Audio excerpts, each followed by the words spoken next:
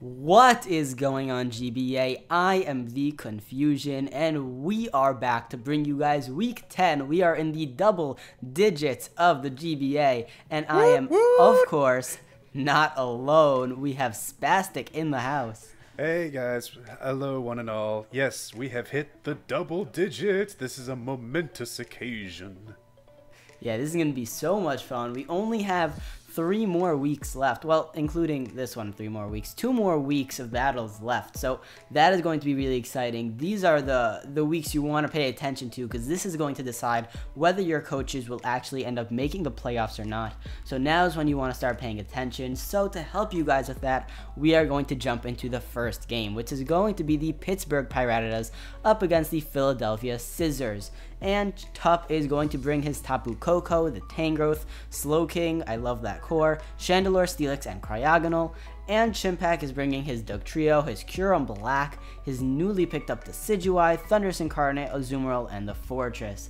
Now, just gonna start off, obviously, as you can see, Tup does not pick up a win, so he is now 0-10, which is very, very annoying to see. Hopefully he can get at least 1 win this season. That's the new goal. But going into the actual match itself, the very beginning of the match, we do see an exchange in rocks. Now, in Tup's commentary, he was talking about how if he gets rid of the Fortress with Fire Fang on Steelix, which props to him, that was really nice to bring, although it didn't get the 2-hit KO, which is annoying, but yeah, it was a good bring.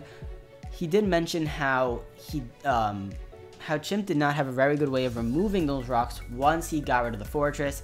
Obviously, we see that's not true. Decidueye does come in later on in the game and defog those rocks away. So really losing his Steelix very early on, I guess to kill the Fortress off, but didn't really accomplish much with the Steelix, especially since after that, Kyurem Black came in, clicked Ice Beam, got rid of the Steelix, and when you look at Tup's team, he does not have a good Kyurem Black switch in.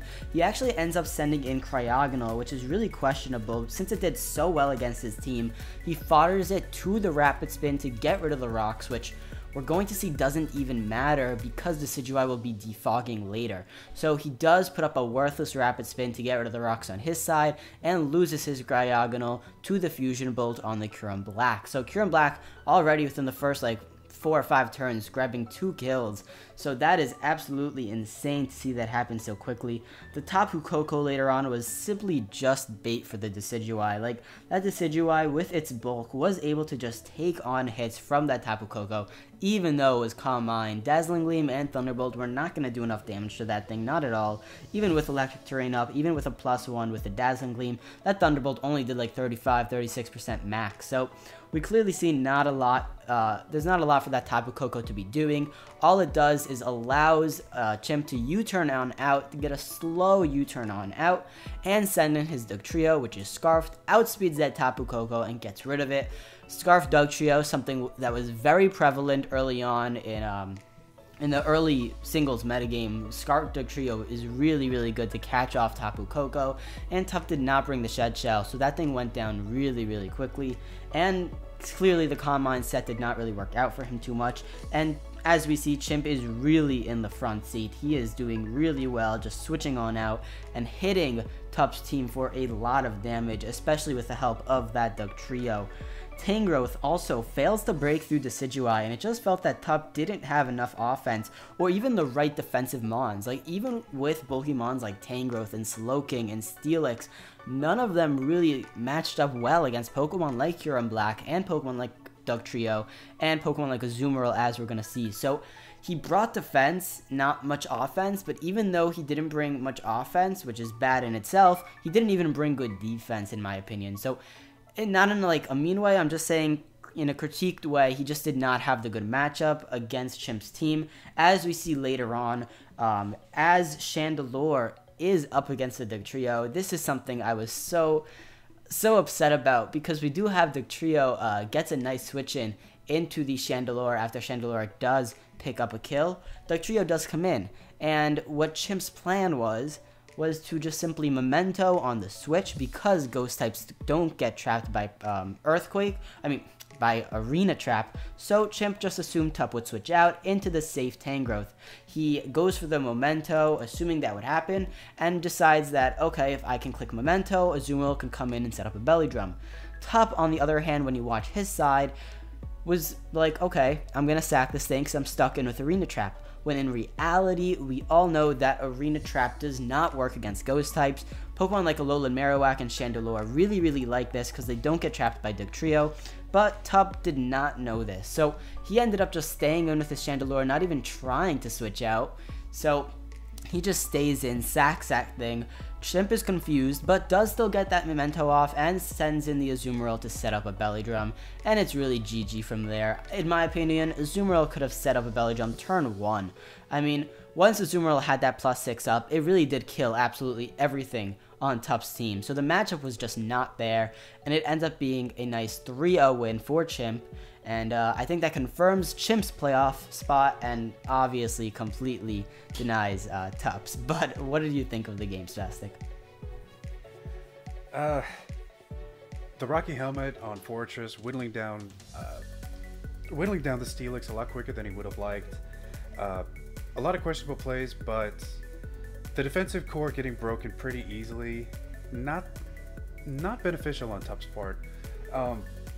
But then again, the whole team matchup, if you look at both their teams, Chimp just had an all-around better matchup.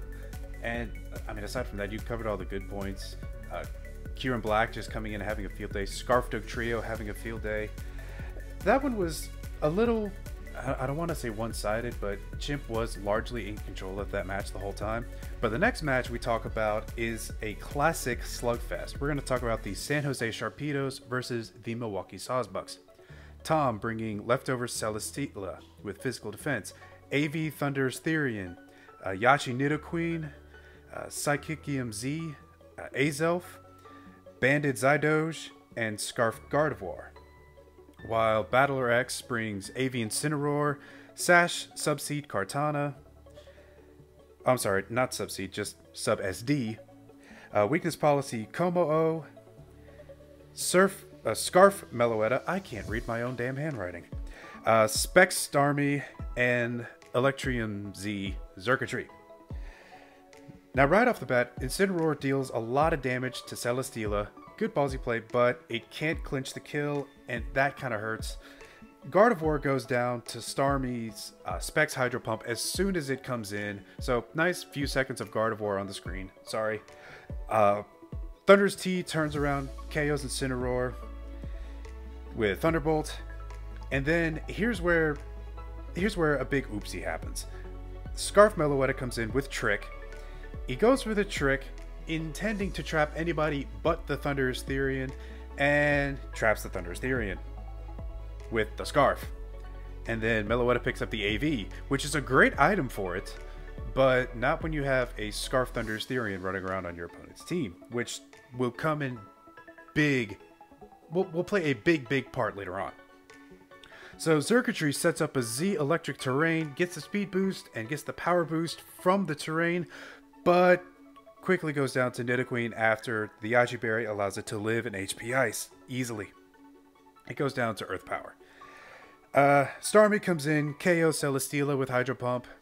Like Specs Starmie putting in some good work this match. Thunderous Therian still benefiting from the electric terrain. KO's Kartana with back-to-back Thunderbolts. Como-O DDs twice.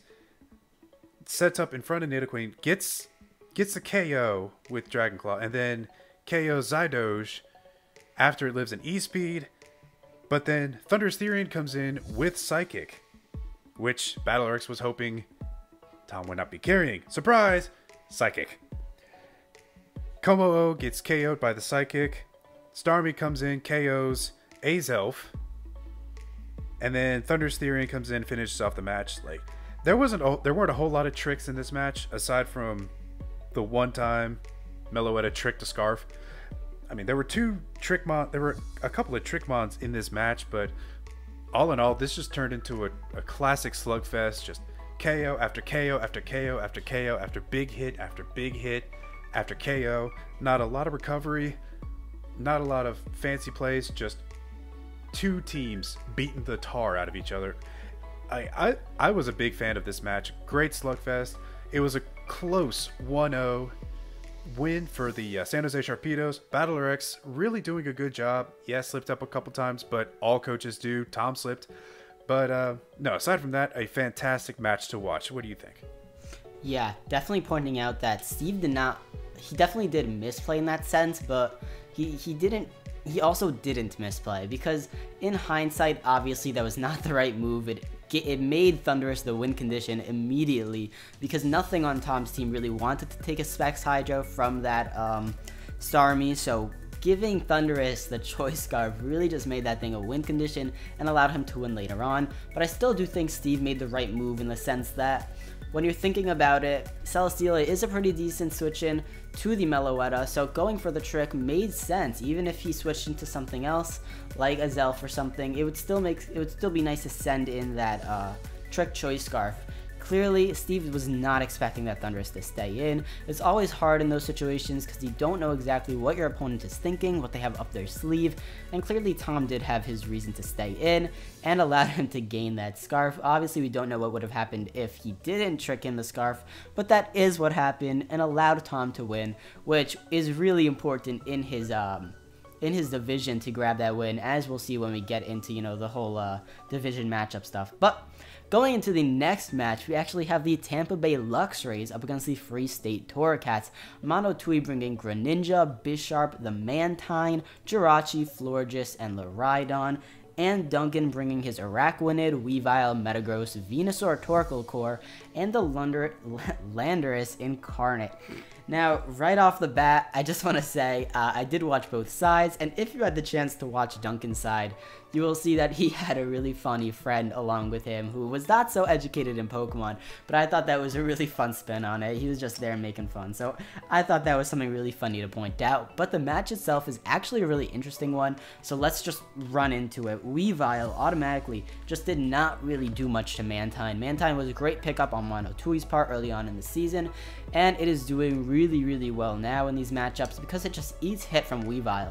And Weavile actually carried the Flyinium Z, so it had that Z Aerial Ace and not a Life Orb, so it is not putting a lot of output damage on the other side. So Weavile was not really doing that much to the Mantine, was able to knock off the leftovers, but it did have Roost thanks to the buff Mantine gets, so Weavile is definitely not in a great position. Mantine and Florges both making a really good defensive core on Mono Tui's side, switching in between the Weavile, using Florges and the Mantine, although I would say that Florges was definitely the weaker part of that core, because as we know, Duncan loves to take advantage of passive fairy types and use it to send in Torkoal.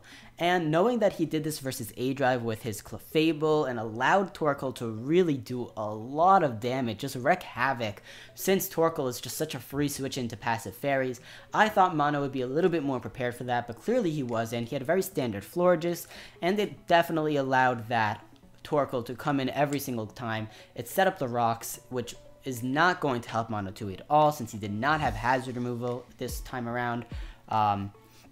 Or at least he couldn't, because the Mantine with the Fog just got whittled down so easily, and that Venusaur was able to come in, set up a growth, and do tons of damage in the sun towards the Jirachi with the HP Fire.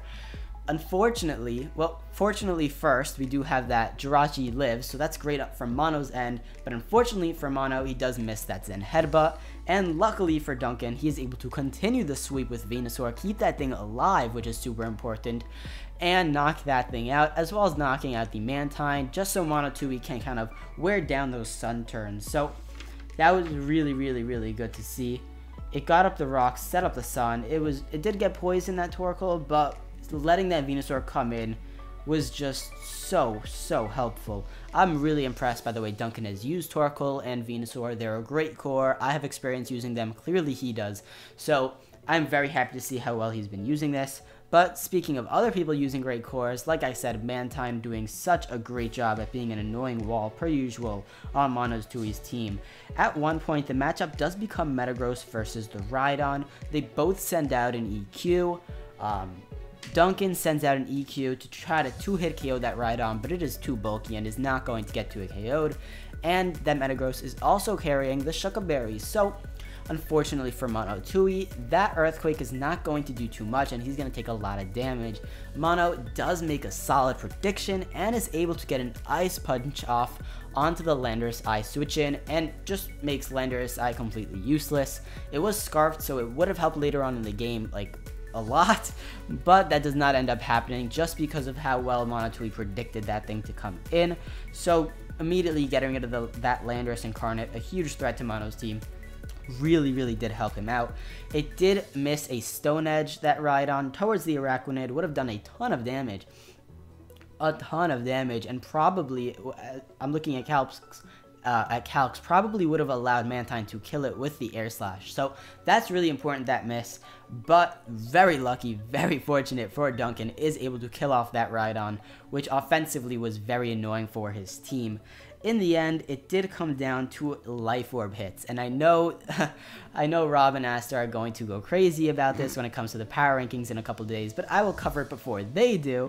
Life Orb, cheeky Life Orb, did help Mono Tui a lot, and did not really help Duncan, and I'll explain why. That Bisharp was able to do a lot of damage to that Venusaur, bring that thing really low with the Sucker Punch. It is able to live though, and Bisharp does take damage from the Life Orb. Now, to set the scene, Bisharp is already really low on health, like really low on health, so it takes a lot of Life Orb damage and only leaves that thing on around 7 HP, really not a lot.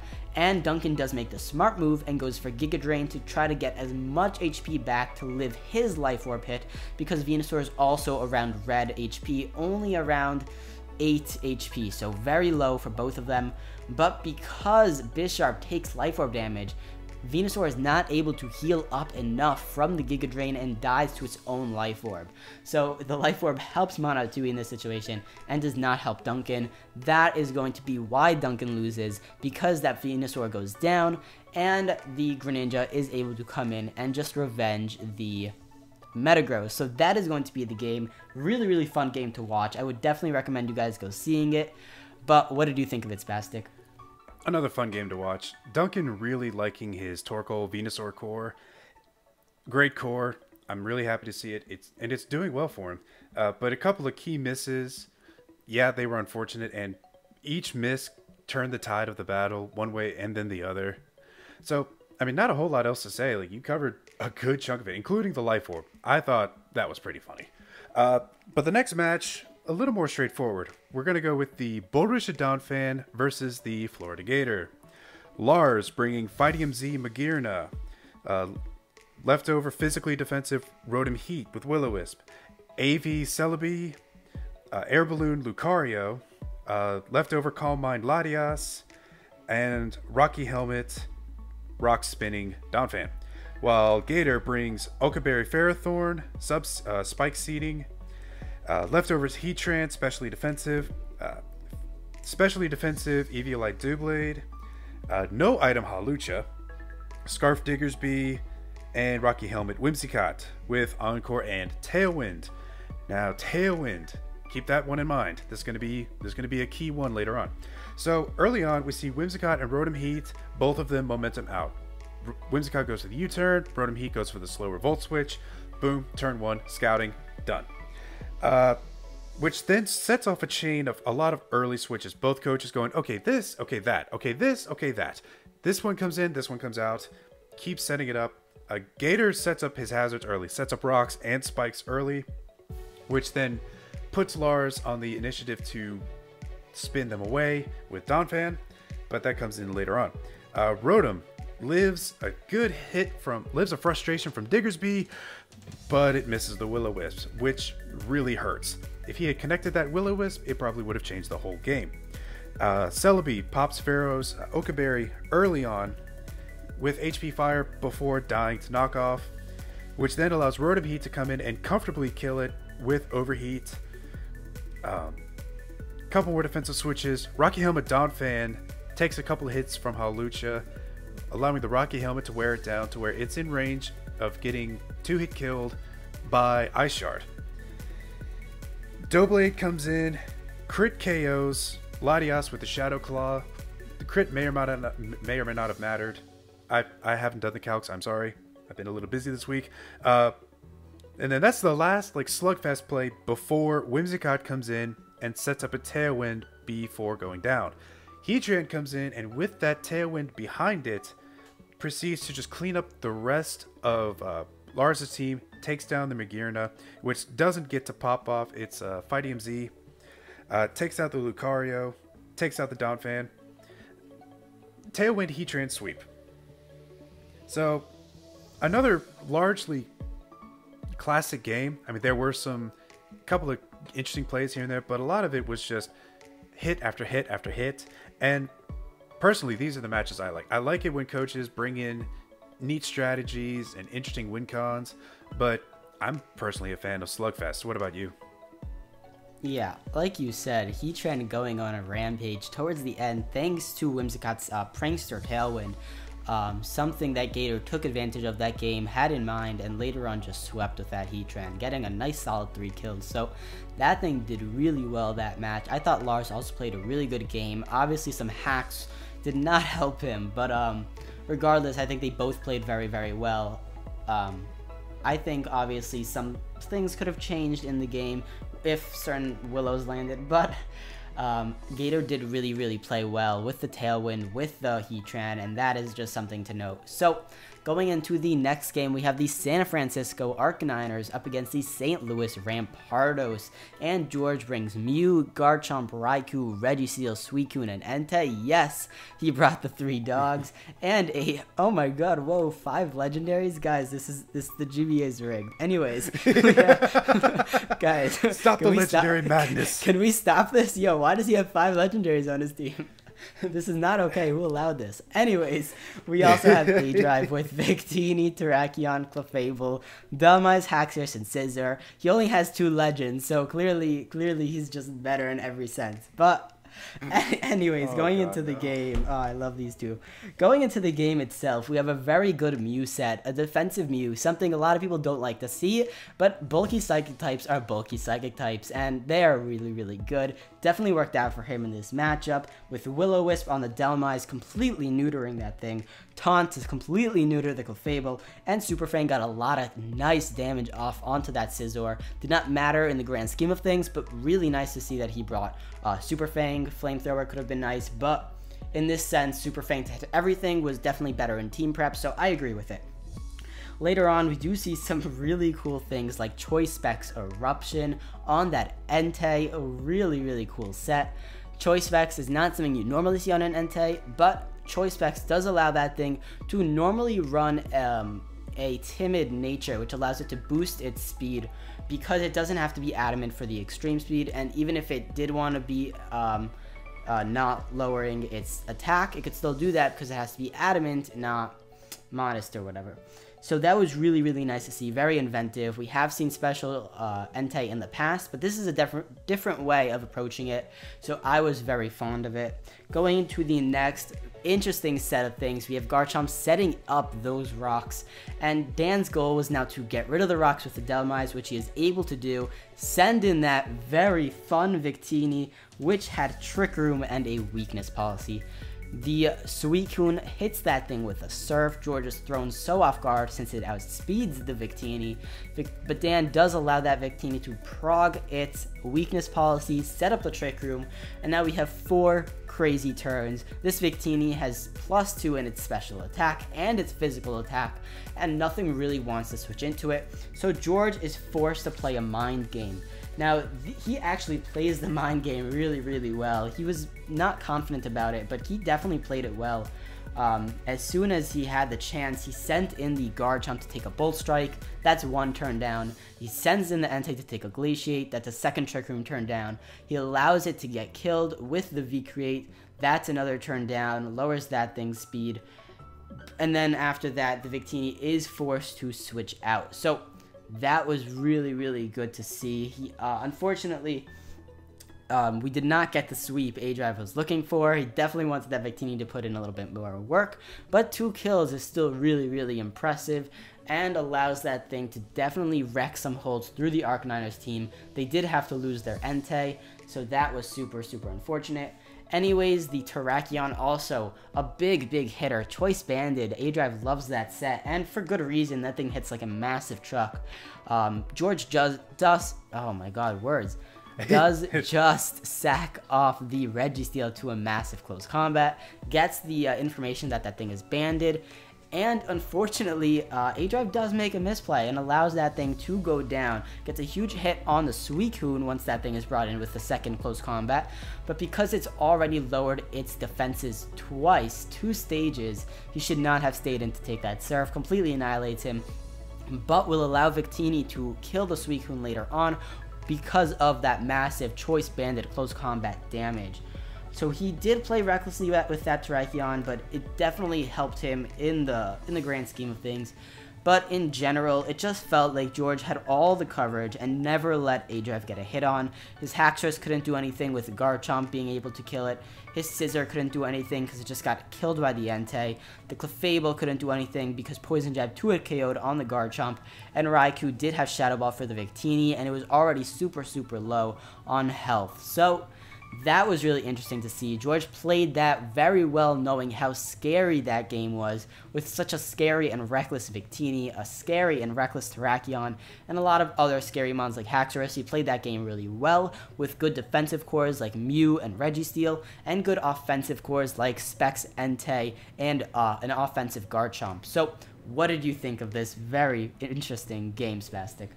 This is one of those games where I like it when coaches bring interesting sets. Trick Room, Weakness Policy, Victini, knowing that a good chunk of George's team is slower, so he gets off the Trick Room, and that whole strategy goes off, and I was very glad to see it. I really wish that it could have done more like Dan did. I was hoping that it would just come out, surprise, and sweep. But unfortunately, it doesn't happen. But Victini and Terrakion, 2 offensive mons that Dan is really comfortable with, knows how to really put in some work. Both of them can hit like trucks if set up properly, like we see with Bandit Terrakion. Hits like a Mack truck coming through, but George played the Trick Room well. He kept the mind games up. He played defensively until it was time, and then proceeded to just finish out the game with a solid win. GG to both of these coaches, bringing good sets, bringing good mods. Yes, George has 5. He brought all of his legendaries. What in the world? Who? But anyway, so the next match has significantly fewer legendaries, I might add. In fact, 3, if I'm counting. Yeah, 3 legendaries. Not 7, 3. So we're talking about the Alolan Athletic versus the Utah Jasmine. Callum brings Scarf Embor, physically defensive Rotom Wash, Okaberry Shaman, Resto Chesto Snorlax, Chardy Crobat, and Taunt Spikes Destiny Bond, Sash Frostlass. While Necrostiva brings Sub Punch Toxicor Breloom, Lefties Hippowdon, Life Orb Uniclus, Trick Room, AV Lantern, Expert Belt Zapdos, and Water EMZ, Manaphy with Tail Glow and Rain Dance. Oh boy, here we go. Crobat versus Zapdos. Typical momentum leads, but Zapdos goes for the momentum, which then sets off another chain of a lot of early switches, both coaches getting a feel for each other's teams. Not a whole lot happening in the first several turns. Breloom does come in and proc Crobat's Chardy Berry early with Rock Tomb. Not the hit that Callum was hoping to take, but it happens. Frostlass gets spikes up early, and Stevo has no way of removing them, so those spikes are there to stay. Shaman comes in, and then predicts a switch into Breloom, clicks a Psychic, boom, solid KO. It then lives a Reuniclus Psyshock, and then KOs with Seed Flare after it gets the special defense drop. Snorlax comes in, takes hits like a champ from everything that Stevo can throw at it. But then it comes in, it KOs Lantern with, I believe, Earthquake. Yep, let me check my note. Yep, Earthquake. And then it takes out it does a whole lot of damage to Hippowdon before it goes down, and then it dies. The Hippo dies to Rotom Wash. Randance Manaphy, Z Randance Manaphy, but Rotom Wash eats the Surf and KOs with the Thunderbolt. Rotom goes down to Zapdos, which then goes down to Frostlass's Ice Beam. Again, a lot of Slugfest. Another instance of a Z support move going off and not getting the full effect that the coaches wanted. Z Rain Dance Manaphy, if it had set up a Tail Glow, it could have very potentially run through Callum's team, but unfortunately that is not the case. Rotom Wash, irritating defensive wall, managing to take so many hits. Snorlax supporting it with a special defensive bulk. Honestly, not a whole lot else to talk about this match. I don't know. I was really hoping that a Z support move would go off as planned. What about you? Yeah, we all really wanted to see that Z Rain Dance proc and do some work, but I don't know how comfortable NecroStevo is using his Manaphy. I know he is trying to get creative with his sets, because earlier on when he joined, he did not be so creative. He was not so creative and was kind of lackluster in that sense. But now I feel like he's kind of being too creative outside of his comfort zone and kind of needs to focus these last 2 weeks on making sure that he is accomplishing the goal of defeating all 11 Pokemon that they can bring. I feel like if he focuses on that and makes sure that he can deal with every single one, he'll be much better off. But still, he is doing really, really well. That is not questionable. Like, he is a good battler, and we've seen him do well, so hopefully he can do well in the future. And Alola Athletic snatching up a really good win. I think his preparation was very good on his end. But other than that, we are going to jump into the next game, a very interesting game, the Detroit Steel Wings up against the San Diego Chimp Chargers. Crimson Seabed bringing his Cobalion, the league leader, Smeargle, Dusknoir, Kyurem, Serena, and Sylveon. And Envy is bringing his Alolan Muck, and guess what? It's not carrying a Figgy Berry. His Landorus Therian, his Kingdra, Pelipper, so the Rain Core is here, and Empoleon and Magnezone, so another Water type, and his dual Steel Core. So we have a lot of interesting things happen this match, but I need to preface it by saying 2 things. One, if you haven't watched this match, I would highly recommend doing so, because this is, in my opinion, what shows how good MV truly is. Like, we've seen him prove himself, but this sets him in stone. His prediction game was on fire. I know how good he is, but this game really just is a true eye-opener in that sense, just because Crimson did have some pretty good prep, but the way MV played around it was beautiful. So getting into what exactly he did and what I'm going crazy about is how he predicted like a madman. Cobalion had a really good set. It had Volt Switch, HP Ice, Stealth Rock, and so basically those are the moves we're going to focus on right now, because what happens is Crimson is going to send in that Cobalion and set up the rocks. Simple, right? Sets up the rocks. MV sends in his Pelipper. That thing is going to die to a Volt Switch most likely if it's not very specially bulky, and that's what Crimson goes for. But nope, MV's going to predict that and go into his Lando T. So now, normally, any normal player, in my opinion, would say, okay, I have a Lando T up against a Cobalion. That thing is minus attack. I can definitely go for a free Earthquake. There are no Earthquake immunities. But nope, he goes for the U-turn expecting the Shuka Berry HP Ice. Like that. So he does that. He U-turns out. And Crimson does reveal that HP Ice, knowing he can take an Earthquake, and hits the Magnezone. Magnezone forces Cobalion to stay in, and the only thing it could really do, it could not touch the Magnezone. It was forced to Volt Switch out. So that's what he does. MV Volt switches out first because it's Choice Scarfed, and switches into the Lando T as Cobalion goes for the next Volt Switch. Basically what I'm getting at is MV predicted him like crazy. Crimson could not get his foot in there. Also, later on, we do see Empoleon is able to kill off the Smeargle with the Scald. It was not carrying a Sash, but anyways, rocks were up, so it was able to kill that thing in the rain with a Scald. Predicting the Spore goes into the Pokemon that got burned early on in the game by Dusknoir, and that is just, again, another great prediction on MV's part. Gotta also have to give the props for Crimson. He did have a really cool Smeargle set with Belly Drum Extreme Speed. That thing could have done really well if he had gotten the Spore off on the right Mons, or maybe even saved that after he realized he did not or could not Spore that Empoleon. But regardless, that thing is going to go down. So Mons are going down on Crimson side, and Envy is doing really well. The Dusknoir gets nerfed with a burn. That Empoleon does get its first Scald burn, and that is going to be really frustrating because the Dusknoir is very physically offensive, has Thunder Punch, Ice Punch, and Earthquake, which I'm pretty sure hits his entire team for super effective damage. It does, except for the Kingdra, and that is absolutely insane. And because Kingdra was physical, getting a Will-O-Wisp off would have been just as good. So clearly Dusknoir's matchup was unprecedented, which again goes to show how well Envy had to predict around that thing. Getting the burn definitely helped, nerf that thing, but still Envy played really well against that Dusknoir, moved around it so swiftly, so impressively. Impressively, yeah, it's an Empoleon pun. Yeah, full props to him. I feel like Crimson did make the right plays and played as best as he could, but Envy is just insane. He also got a burn on the Sylveon, negating its leftovers. Alolan Muck with the Assault Vest completely stopped that thing. It also struggled against, his team also struggled against Scarf Magnezone with Flash Cannon later on, just because it was a physical Kyurem and was not carrying the Earth Power, unfortunately.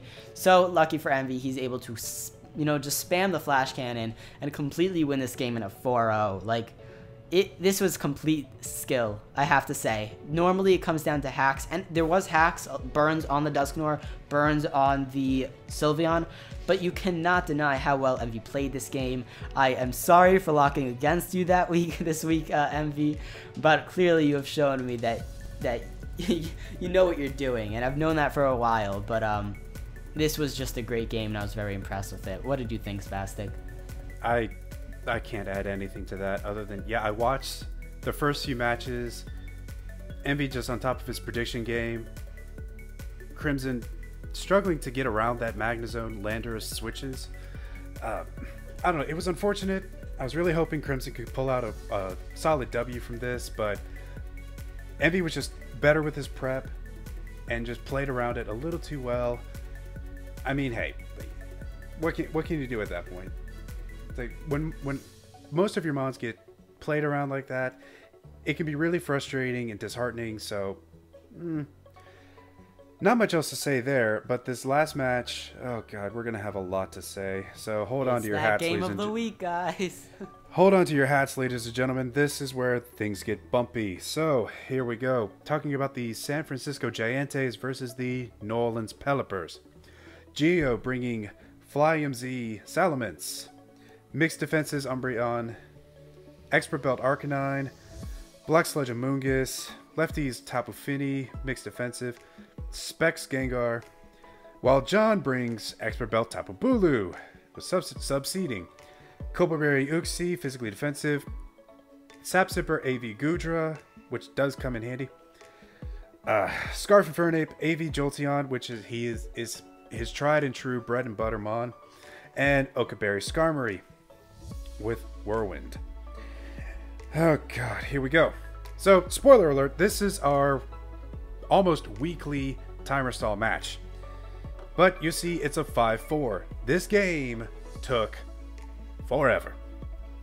So here we go. John gets rocks up early at the cost of a lot of damage to Uxie. Tapu Fini and Gudra come in against each other, trade some good damage. Gudra hitting Tapu Fini with a couple of good predicted sludge waves. Fini getting off a Nature's Madness, bringing that thing down half health. Bulu comes in, overrides the Misty Terrain with Grassy Terrain, works magic behind a substitute, dealing hits and dealing seeds. But that Umbreon, that frigging Umbreon, negates a Zen Headbutt and then just sits in front of Tapu Bulu. Puts in a lot of really strong cleric support with Wish and Heal Bell throughout the whole game. Gets a couple of good foul play hits, but the Wish Heal Bell game and Protect thrown in there too. That's the big takeaway from this match, as Umbreon will just be a continuous, constant defensive nuisance for John's team. And, I mean, aside from the Infernape, he didn't really have an answer for it. So Skarmory KOs Amoonguss with the Brave Bird after whirlwinding it in for the second time. At that point, Geo's just like, screw it, it goes down. Gengar comes in, takes down Goodra with a Spec Shadow Ball. And then what the rest of this match that we see is pretty much a long sequence of Skarmory and Umbreon stalling each other out with Toxic and healing, Toxic and healing. Both teams using their clerics with heal bells, Toxicing again. And and Arcanine does KO Uxie. So that's what brings it to a 5-4 win for the San Francisco Giants. Unfortunately, not a lot happened in this game to talk about, aside from a whole lot of switches, a whole lot of cleric-y work. Geo is a very methodical, meticulous battler. He takes his time. He doesn't like to make rush plays that will cost him in the long run. It's known already. It's week 10. We know this by now. John likes to play, defensively and methodically as well. So both coaches taking their time, although Geo a little bit more so, taking their time, planning their moves, playing their win cons, and then changing up strategies as it goes. Guys, it was a timer stall. It's not the greatest way. I've said it before. I've said it almost every week. It's gonna happen. It happens. I'm sorry. The timer is an unfortunate necessity of this game, of Pokemon itself. I mean, if we were to take this to Showdown, we could take away the timer, but where's the flashiness in that? But aside from that, this was a very defensive battle between both coaches, using their defensive cores to maximum effect, getting good use out of their clerics. Yeah, it was a timer stall, but not really timer stall. It was a very defensive match. I think that's a better way of putting it than timer stall. What about you? What do you think? Yeah, you covered almost everything. There's only two things I really want to say. One, Umbreon is disgusting. and two, regarding timer stalls, guys, there's nothing the GBA is going to do about it. That's just not how timer stall. That's not how the timer works. Okay, you guys, just try to understand that we did not make the timer. We did not invent it. We did not implement it. It is part of Pokemon. It is something the Nintendo company has placed inside. It is something Game Freak has placed inside. That is how we play. We have an hour to play, and if you cannot defeat your opponent in an hour, the game will decide for you. It's very simple. So in this game, we do see that Geo is able to pick up that win. But other than that, a really good game, obviously a very stally game, but what are you going to do? It's going to happen. It happens every week. Welcome to the GBA Season 7. Anyways, jumping into the league leaders, we have Cobalion still sitting at the top. Wow. 14 kills still and 5 deaths. Did get an extra death this week, did not get any kills. I don't think it's gotten kills in like 4 weeks, maybe 3, and it's gotten deaths almost all of those weeks. So seeing that thing has not gotten any kills and has actually gotten more deaths, that just goes to show you how well Crimson has played with the Cobalion early on in the season, as well as his Crocodile still sitting at the top, right under the Cobalion, very, very, very, very close at 12 kills and 4 deaths, and Victini is actually up there on the 3rd spot, getting some nice 2 kills with the Trick Room this time. 12 kills like the Crocodile, but has a lot more deaths, 9 deaths. So right after that, we have the Virizion at the number 4 spot. Had to get pushed down because of that. Victini did not get brought this time to the Week 10 battle. But after that, we have Kyurem Black, we have the Mew, the Garchomp, the Terrakion, and the Landorus Incarnate, all with 11 kills. And Jolteon has come back with 10 kills. And none of these Pokemon are new faces. Jolteon has been here before. It came back. Terrakion has also been here before. Garchomp, Mew, all these Pokemon have been here before. Even though Mew played a very defensive role, it is still up here. So, really good kill leaders. What do you think of them? I like seeing Kyurem Black up here. It is actually one of the new faces this week. But it's such a powerful offensive mod, and I'm happy to finally see it in the kill leaders. But hey, it popped in one week, it could be gone the next. Like, we've seen Togekiss come and go, we've seen Hawlucha come and go, Alolan Muck come and go. But I'm wondering at this point if Cobalion's reign as number 1 is safe. Because you've got Victini putting in strong offensive work. Like if you look at Dan's team, one second. 5 hours later. There it is. Victini is Dan's kill leader with Terrakion sitting right behind it. Terrakion and Victini, 11 kills and 12 kills respectively. The rest of Dan's team, the next highest kill is Haxorus with 6. Delmise with 3. Golisopod, Scizor, Electros, and Clefable all with 1 kill. Toxapex has a passive kill, but Victini and Terrakion, powerful offensive powerhouses. I can't say power enough. It's a very powerful statement. These are very powerful mons. But regardless, I think at the end of the season, we're going to see Cobalion dethroned. Unless Crimson can pull out another big sweep with it. But aside from Crimson, he is the only representative of the Melee division in the league leaders. Whereas we see 4 mons from the Ula division.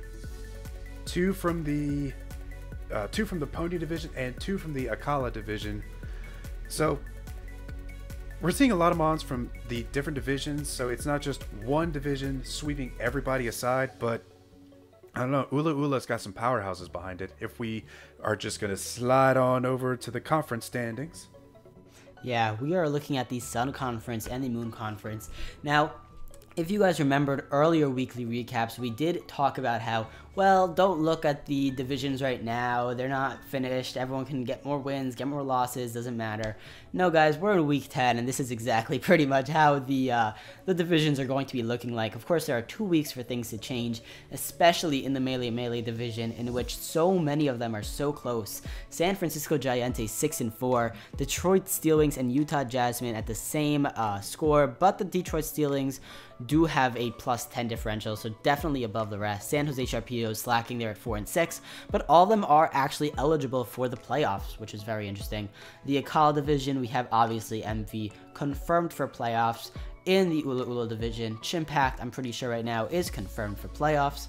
The rest of them are kind of mixed up. We do have people who are definitely not going to go to playoffs. People like the Sazbucks, the Paradidas, Dan and the Rampardos. But other than that, a lot of people are still in contention. So these last 2 weeks are going to be vital to see what is going to happen. So you definitely want to be paying attention. But other than that, I'm pretty sure that's basically what we're going to be looking at right now. Obviously, there's a lot of differentials, but mostly everything is structured at this point other than the Melee division. So what do you think of this when you look at it, Spastic? I keep looking at MV's +25 differential and going, my gerd. Yas, MV, yas. So, but aside from that, Chimpact with that +20 differential. Yow! But aside from those 2 coaches with strong leads in their division, everybody else, let's see. Gator and Duncan, both still in contention for that wildcard spot. You know, Gator could slip up and Duncan could have a solid game and come in there and upset Gator. Lars is still not to be counted out at this point in the season. He still has a good chance if Mono and George just hopelessly mess up. But Lars is still a strong contender. Ports up. Tom, not really slacking. I mean, sitting at 4-6, he can still come back. I mean, he's got a really solid team and he's very comfortable with it. So he can turn that around. He could easily upset Necro or even Crimson. Who knows? And like Geo's spot at the top is not assured. So the Melee division is going to be the one division to watch. Pony division 2, Akala and Ula, we pretty much have an idea of what's going to happen, but I don't know. Week 10, we're still going strong. We're still not exactly sure who's going to be in it, but like who's going to be in the playoffs. But hey, we'll see what happens in the next couple weeks. Yeah, 2 weeks, a lot can still happen. It's going to be really exciting. So these are the weeks you guys are going to want to pay a lot of attention to. So make sure you guys are back next week on Wednesday. Make sure you guys are back to check out week 11 and then week 12. Also, I should have made this announcement in the beginning. I'll do it next week. But me and Spastic will actually be covering the first week of playoffs. That is going to be the first 4 battles. We will be covering those. There won't be any league leaders or division standings, but we will go through those games. And after that, for the second week of playoffs, in which there will only be 2 games, and the last week of playoffs, in which there will only be that one final game, me and Burke are going to be live commentating the game, watching it for the first time together when the video goes live, and we are going to give a full-on in-depth analysis as we watch that battle live, the same time you guys watch that battle live, and that will go up on Friday. So look forward to that happening. Me and Spastic are still going to be with you guys for another 3 weeks, so look forward to that, and we will catch you guys next time. Peace.